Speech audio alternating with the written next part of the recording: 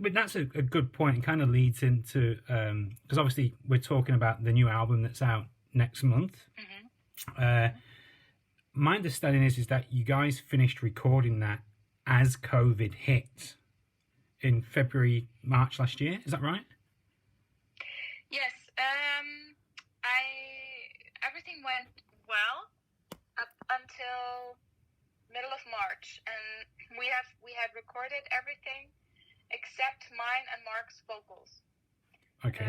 So I had to search for an alternative close by. Mark recorded in Sicily, in his home, and everything else, choir, orchestra, luckily was recorded before we hit the European lockdown, so to say, middle of March. That is really fortunate, isn't it? Yes. So how did that go though? Like, I suppose things digitally now can be done like that, but how did you feel having to go into your vocals on your own? Well, that's normally also what happens when I'm in the Netherlands. Sometimes one or two band members come by to see how I'm doing, but I'm mostly anyway on my own in the studio then. And it was the first time for me to wake up in the morning, get dressed, get my lunch ready, and drive to work and be home a couple hours later. It was a new experience for me, and I had to record in the mornings, and be back in the afternoon, so my husband could go to work, and one of us would be home with our son. Yeah. Because schools were closed. So I really had a daytime job, so to say, recording the vocals. And Joost was there, our producer. He was there via Zoom on the iPad. I could hear him on my headphones, and that's how we did it. And it worked out wonderfully.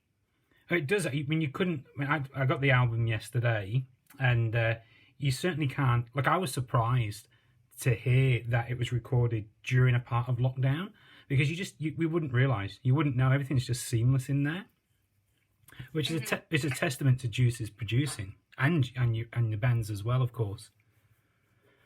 Yeah, I mean, if it were a little bit later, planned everything a little bit later, then we would have had a huge problem. Like this, we still managed to finish the album for the original release date. And our manager always says, the good thing about all of this is that we have so much time to prepare for the release, and it's not as stressful as it normally is. Yeah. But on the other hand, it's also sad that we know that there won't be a tour until next year to promote the album. That feels completely weird and wrong to me, but it is what it is, and we got to make the best out of it. I was going to talk about touring later on, but I'll bring it in now. I mean, obviously, there's no touring going on. I mean, what is going to be the sort of promotion that you guys will do behind the album? Well, we started rehearsing the songs because we do have summer festivals planned. We have to wait and see if they are actually going to take place. So, it's hard to say. So Can't changes. plan too much in a way, but we're all so eager to be back on stage, because prior to the creation of Omega, we had a sabbatical, so we already were off the road for a while, and now we are forced back into a second sabbatical, an involuntary sabbatical. Would you guys consider heading down the path of the live streaming a show, if you can get together? Yeah, we're looking into it. Yeah, we are, because we gotta perform somehow, and we gotta adapt to the current situation. And so many of our colleagues have already done wonderful live streams. So definitely, it is a possibility. Yes. So going into the album, Amiga, is obviously there's a concept in there. I can guess. I didn't have the lyric sheet with me, but I had the song titles. Could you explain what the concept of the song is, both lyrically and musically, please? Yeah. Well, the intro is the seed of the earth, Yeah.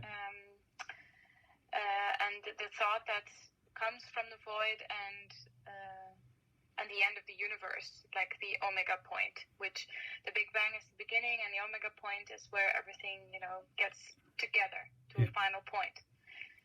And Abyss of Time is a battle between light and dark, between our own spiritual freedom, based on the demiurge that is trying to keep the soul kind of trapped in an illusion. Yeah. Freedom, the wolves within, is about the inner fight that we all experience in our lives between the two wolves, like the white and the black wolf. The white one is all things good, like joy, peace, love, serenity, kindness, and the dark wolf is representing arrogance, guilt, resentment, and the one you give the most attention to will become stronger. And Seal of Solomon is the song that is writing or talking about King Solomon and the esoteric science. Kingdom of Heaven is the third and last of the Kingdom of Heaven saga, so to say. That's the 13-minute song, isn't it? Yes, that's the big beast. Yeah. That is the continuation of the Kingdom of Heaven concept, where science and spirituality have to come together to find the true meaning of life. And it's a 13-minute movie track, I would say, almost. Twilight Reverie is about the state of being between being awake and dreaming, where you have like those moments of enlightenment, where you can have great insights, and that you have to try to remember them when you are awake again.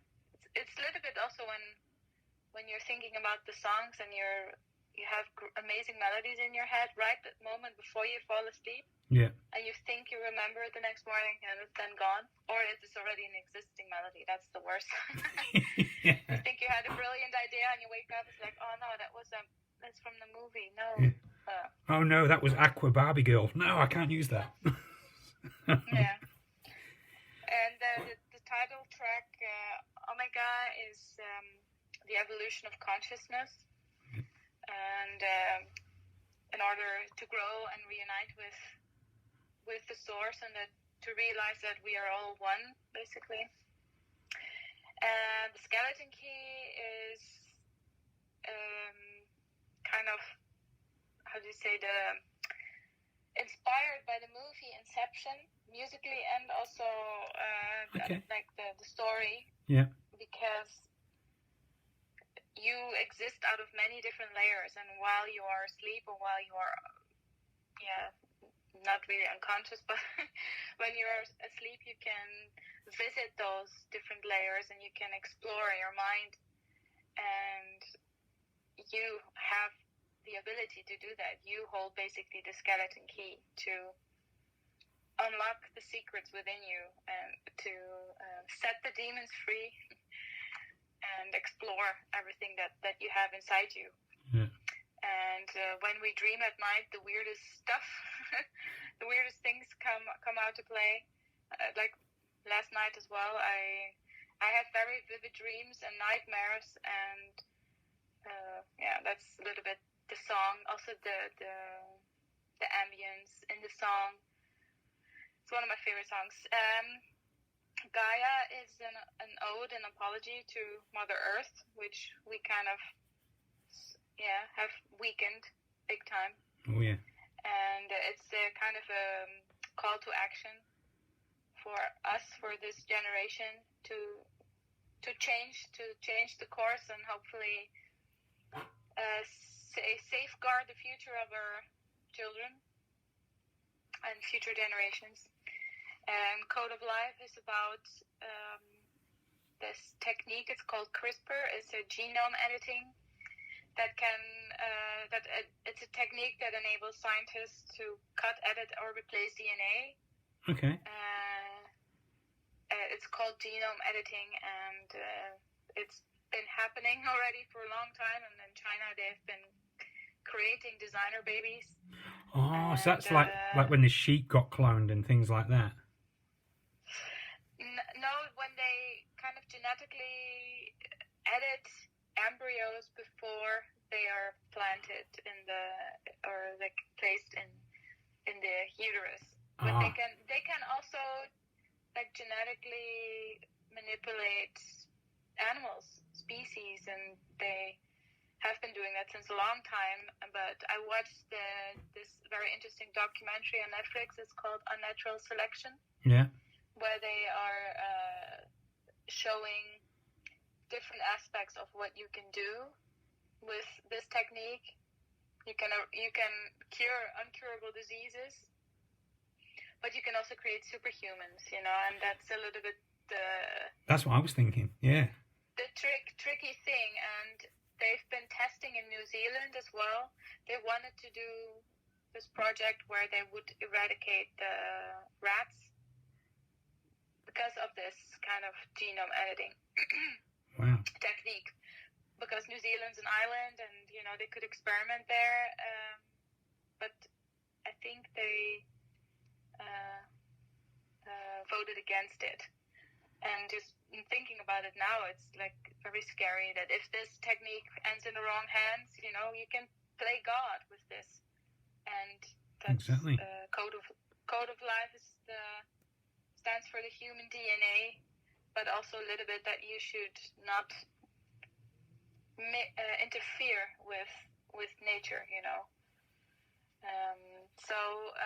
that's Code of Life.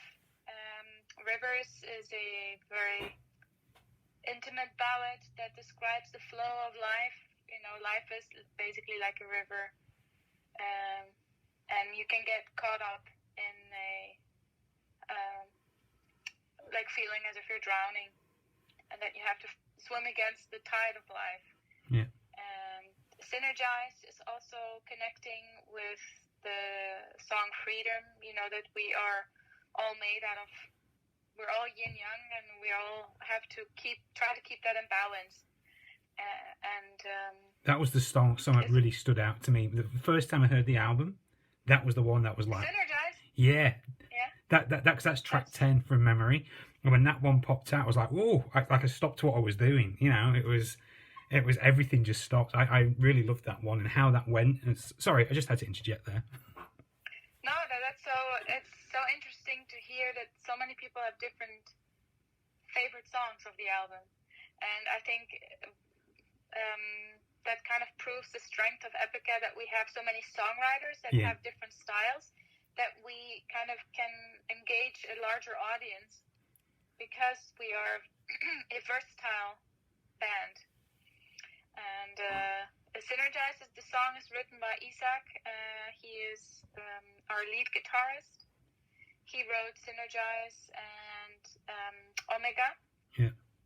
Those are his songs, if I recall correctly. But he also played a big role co-writing the songs Kingdom of Heaven and Freedom. He's a very talented guitarist, and Synergize is it's a very unique song, and I also love the ending of the song, the little tale of the song. But it's also about that we are trying to restore the balance between the energies that we have within ourselves. And I think like making a reset and synergizing your inner light and dark. Yeah. So that's a run through the lyrics. Thank you, because I mean there are some themes in there, which about the spirituality of a person themselves and what they go through, as you've touched on there, with going back to the two wolves and things like that, as well as also making a point about a bigger world element, as well as you were talking about the DNA situation. So I mean that's and that's something that you guys are known as doing, is certainly going into the spirituality and inside of a person, and musically you do that as well. I had at work. I had the album playing while we were doing stuff, and somebody, I think you said a movie thing earlier. Somebody said it was like a soundtrack. The way your music just flows, it was like a soundtrack to a Disney movie. If it was a metal movie, if Disney did it, because it was just so sweeping. I thought, well, fair enough. Yeah, I think the song "Code of Life" and "Rivers," those songs could definitely be used for movies, and also "Kingdom of Heaven." Yeah. Yeah, we are all huge movie fans, particularly also movie soundtracks, and yeah, I think you can totally listen to our music with your eyes closed, and you see the imagery in front of you. And I am very much influenced by film music, although I don't write the music. But an example would be the song "Code of Life," the intro, where you have this atmospherical vocals between the singer of Myrath and myself. And that was also inspired by one of the bigger movie score composers, Hans Zimmer. I also worked together with Lisa Gerard on Gladiator, and that influenced me a lot. I just love this kind of emotional chanting, singing, and I was happy that I could do a little of that on the new record. That's good. When the album comes out, my understanding is that there's possibly going to be 4 CDs in maybe a deluxe package. Yeah, we have a lot of different different options to choose from. We are not making it an easy choice. But yeah, we have the LP, we have the box set, we have the how's it called, earbook. We even have a piece of jewelry made for the release, the Ankh symbol, the hieroglyph, the breath of life. So yeah, you can also buy lovely bundles to save some money. So we everybody will be happy, I guess. It's a bit of everything for everyone. Because I did notice that I think just before Christmas you guys dropped an acoustic video version of Abyss of Time, which was interesting. How do you manage to piece that together? Well, I suppose you could see each other then, couldn't you?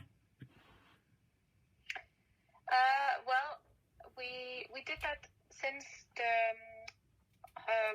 let me think, the Quantum Enigma. We took a couple of songs and changed them into acoustic songs. Yeah. And we had such a wonderful response to that we continue to do that. So with the Holographic Principle we did as well. And with the anniversary edition of Design Universe, we also recorded a couple of songs acoustically. And we did the same now with Omega. And it's nice after a long, serious recording process to break out all the instruments and make like really fun, unexpected versions of the songs. And we have a couple more. But Abyss of Time was turned into this kind of Irish folk song. Yeah, that's what I noticed, yeah. Yeah, and that's not how Epica normally sounds, of course, but it does have a little bit an Irish touch to it, the song, the main theme. But we emphasized that like 100 times in the acoustic version, and we also gave it an alternative name, like Abyss O Time, like the Irish names. Yeah. We are a band. We are highly professional, but we also like to take things with a grain of salt. And during these acoustic versions, we can totally exploit that.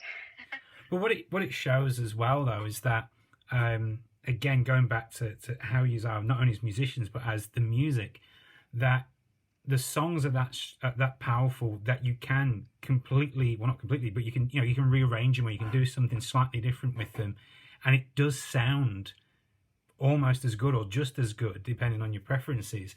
And because not a lot of people can do that, and you guys pulled it off, because that was the first version I heard, and then I heard the album's version yesterday, and I was like, oh, okay.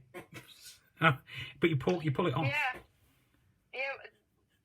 The biggest or best example of that could also be the song Martyr of the Free Word, and that's from Design Universe. And it's an extremely heavy song with grunts. Yeah. And we turn it into a ballad, and it works. Because the song is, if just the structure, or the bass, or the melodies are great, you can turn it into any other different version.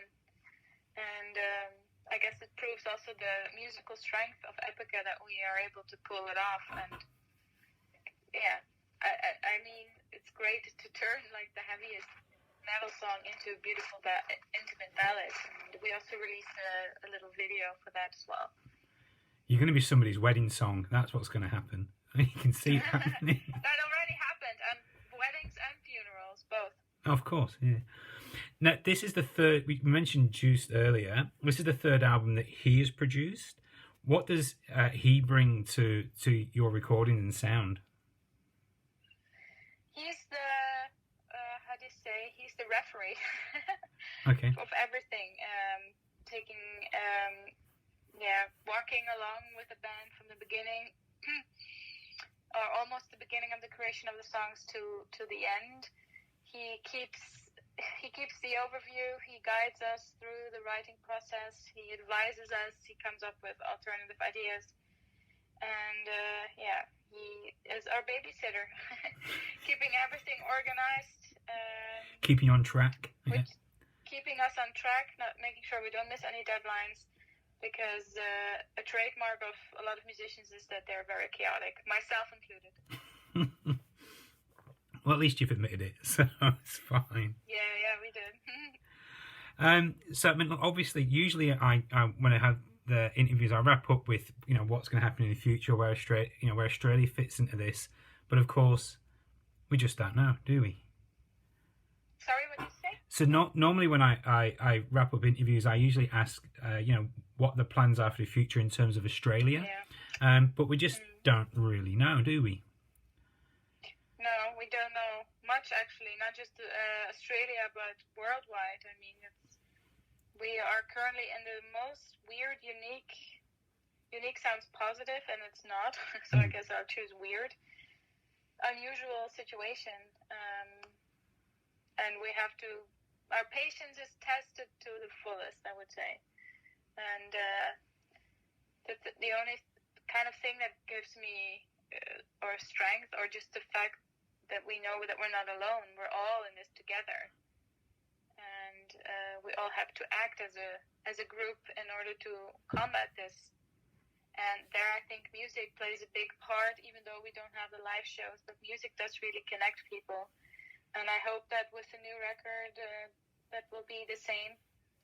That we connect people, that we inspire people, and hopefully can offer some sort of support in this awful time.